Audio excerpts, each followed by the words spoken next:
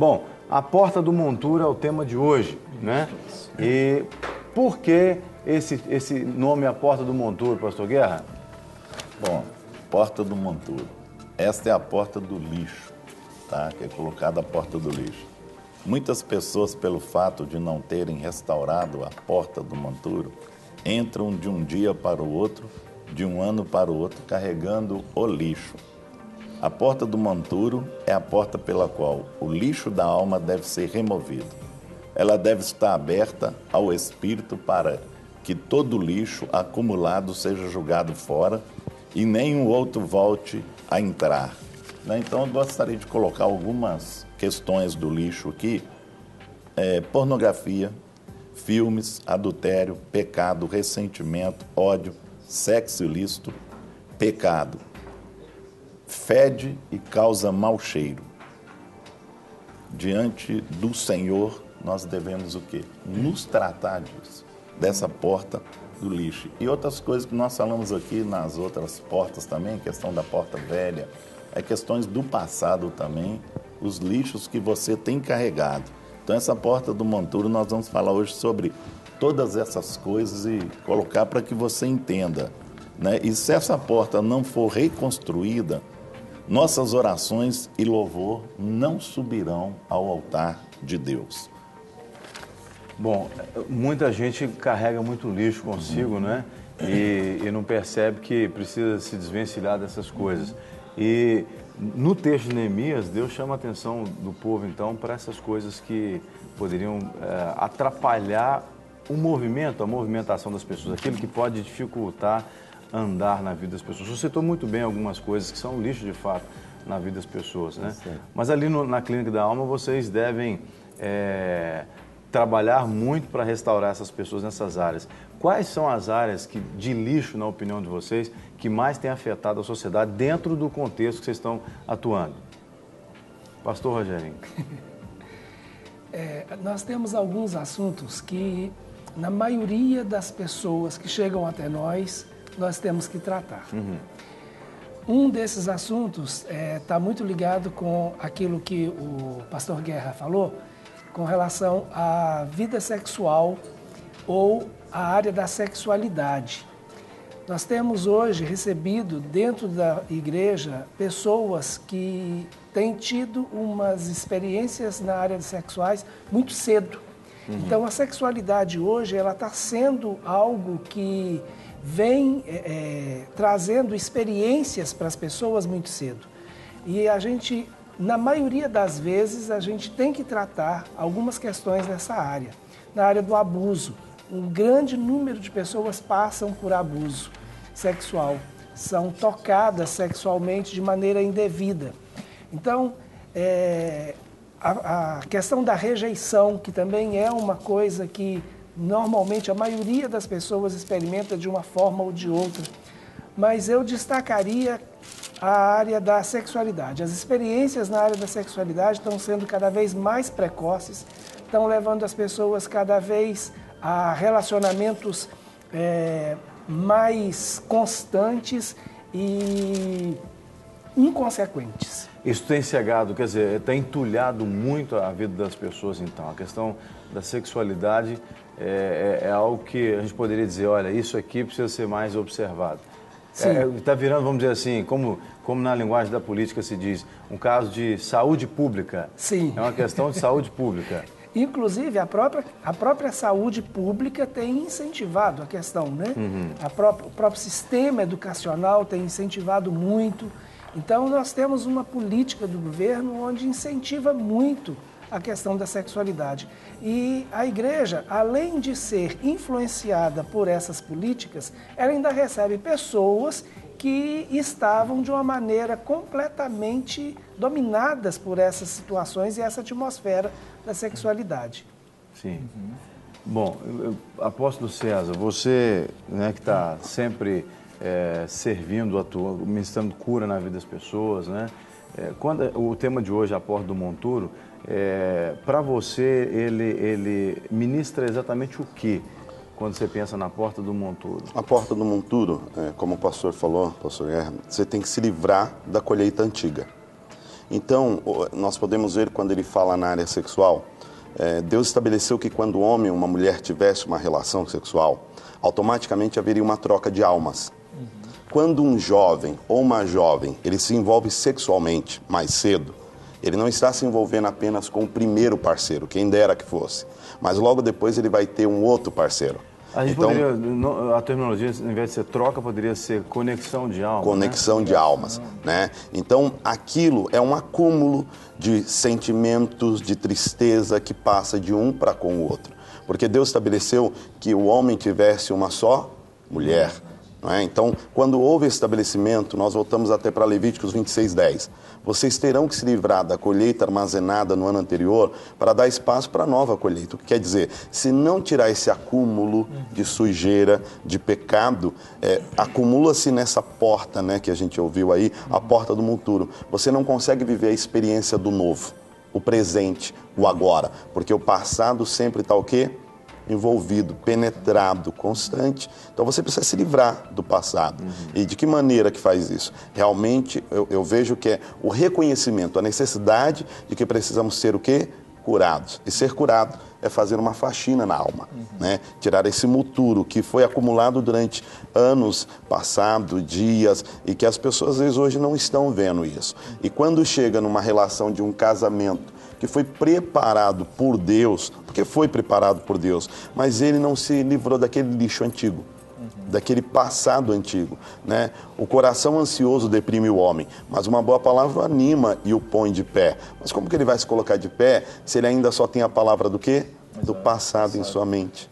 E uma coisa interessante dentro disso é que lixo representa o que? Fardo, peso.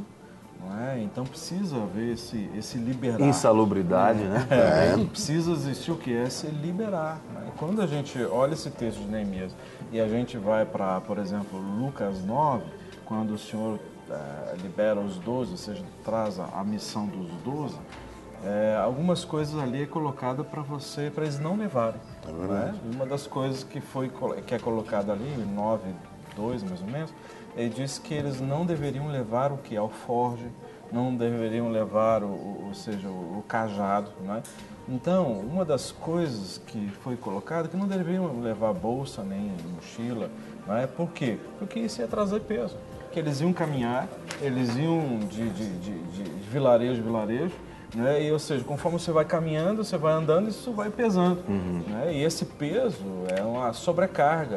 E aí faz com que as pessoas venham que hoje a maioria das pessoas chegam na igreja, chegam lá no ministério, em qualquer lugar, chegam cansadas, sobrecarregadas, desanimadas, depressivas. E quando a gente vai atender essas pessoas, a gente vê situações lá do passado não resolvidas, liberação de perdão, muitas vezes se perdoar, ou seja, muitas vezes dores relacionais, ou seja, de problemas interpessoais. Isso vai trazendo o quê? Peso, sobrecarga, e isso se torna lixo. E a palavra de Deus fala exatamente isso. Como é que você vai colocar um vinho novo num alforje velho? Não é? Vai romper.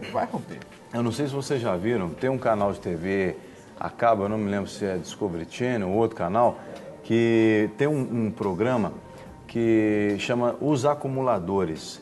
Eu ia fazer esse comentário agora. Isso é muito comum nos Estados Unidos. Isso. Pessoas que têm um problema, que me parece que é um problema psicológico, que não consegue se desvencilhar de nada. E é uma excelente ilustração para essa porta do monturo. Porque eles vão guardando aquele monte de coisa velha, vão guardando. Chega a um ponto que o governo americano envia, porque começa a causar problema de saúde, inclusive na localização onde eles estão, nos bairros ali, né? O governo manda psicólogo, manda caminhão, e às vezes os caras têm que... São 10 caminhões para tirar aquele monte de entulho, né, dentro de casa. Por que vocês acreditam que o ser humano tem essa... Eu vou chamar de necessidade, mas eu não sei se é a palavra adequada. Necessidade de acumular coisas ou de guardar entulho. Jean, né, eu estava assistindo um programa desse, passei por uma situação dessa na igreja, e estava vendo uma moça nesse programa, e ela estava sendo tratada há muito tempo. Só que nós vemos, como você falou, a sociedade, ela vê que houve um acúmulo de coisas, o governo mandou a ajuda que ela precisava na área da psicologia, mas não houve uma ajuda na alma. Exato. Ok? Então, a pessoa ela só não acumula coisas materiais, né? Mas ele acumula na alma. Então, se ele não se livrar daquele acúmulo da alma que veio passando de geração a geração, o que vai acontecer? Porque muitos se arrependem de um pecado, mas logo depois ele volta a praticar o pecado, porque não foi tratado diretamente aonde? Na alma.